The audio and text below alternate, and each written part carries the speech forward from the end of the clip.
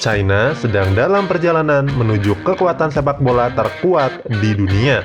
Dengan presiden yang mendukung penuh kemajuan sepak bola di China, negeri tirai bambu sedang gencar meningkatkan sepak bolanya.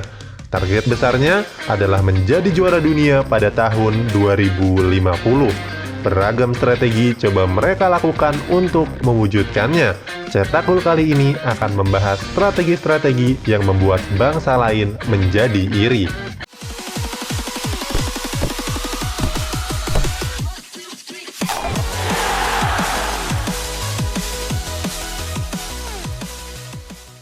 Dalam ajang Olimpiade, Cina adalah salah satu yang ditakuti dunia.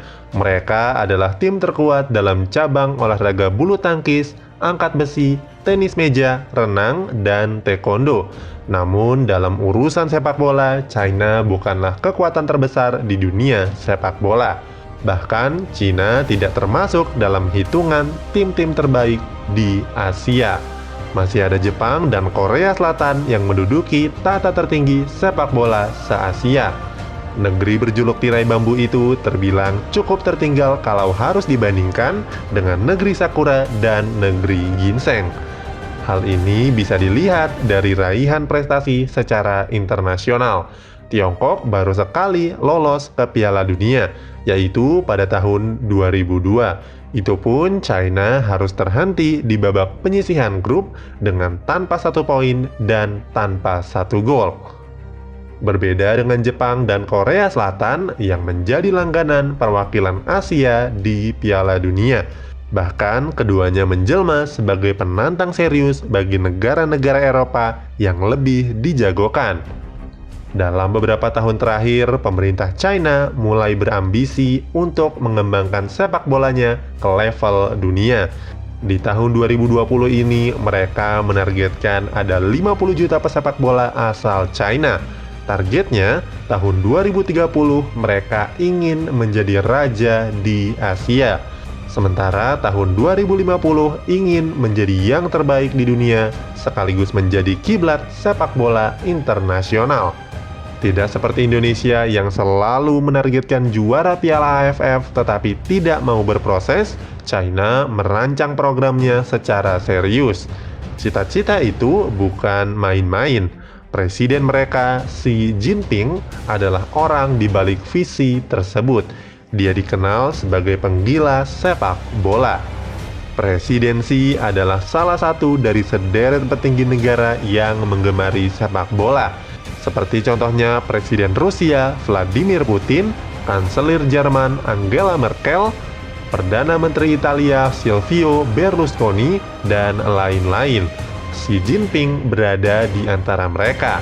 Dia sangat menggilai olahraga 11 lawan 11 tersebut. Xi Jinping punya visi yang besar dalam dunia sepak bola untuk negaranya.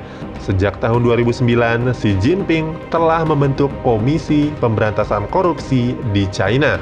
Hingga tahun 2013, Presiden Xi telah memenjarakan puluhan tikus dalam sepak bola Cina. Sebagai presiden, dia mulai memberantas habis para koruptor di sepak bola China.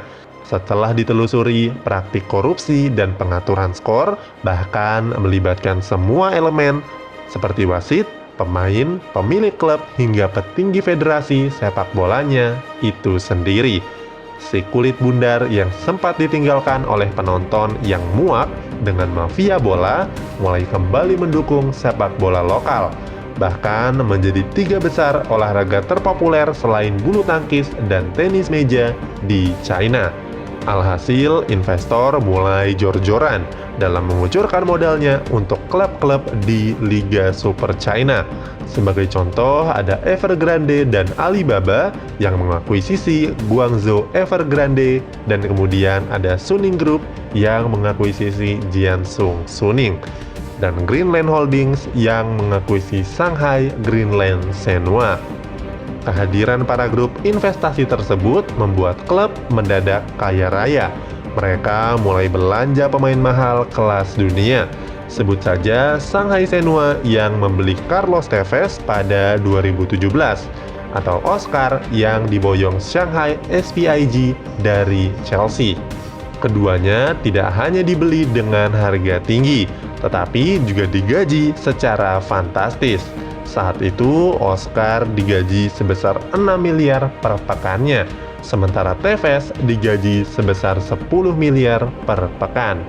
Tidak hanya merekrut pemain-pemain level dunia, klub di Liga China juga merekrut pelatih yang punya nama besar di sepak bola dunia. Sebut saja Fabio Cannavaro, Luis Felipe Scolari, Manuel Pellegrini, Andre Villas-Boas, dan Clarence Seedorf.